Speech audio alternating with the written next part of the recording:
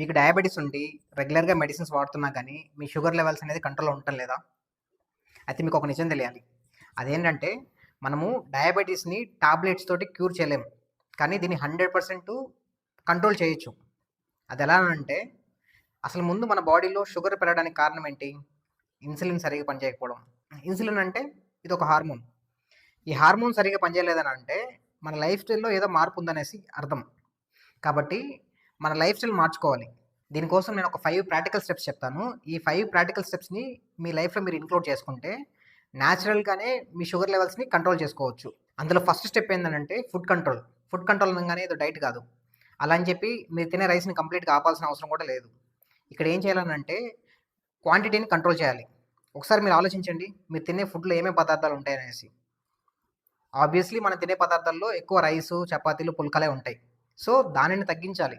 దాన్ని ఒక 50% తగ్గించేసి, ఇంకొక 50%లో ప్రోటీన్స్ కానీ, ఫైబర్ గానీ, అంటే వెజిటబుల్స్ గానీ యాడ్ చేసుకుంటే సరిపోతుంది. అలాగే షుగర్ డ్రింక్స్‌ని కంప్లీట్‌గా అవాయిడ్ చేయాలి. ఇలా చేయడం వలన ఇన్సులిన్ స్పైక్స్ అనేది బాడీలో ఎక్కువ జరగవు. మరి సెకండ్ స్టెప్ ఏందనంటే ఎక్సర్సైజ్. మన బాడీస్‌కి ఖచ్చితంగా 30 నిమిషాలు ఎక్సర్సైజ్ అనేది అవసరం. నన్నడిగితే 1 అవర్ అవసరం.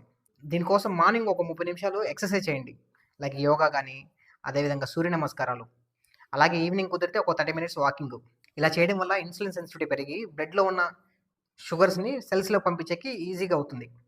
మరి థర్డ్ స్టెప్ ఏంటంటే ప్రాపర్ స్లీపు. మనం నిద్రపోతేనే మన బాడీలో రిపేరింగ్ మెకానిజం సిస్టమ్ యాక్టివేట్ అవుతుంది.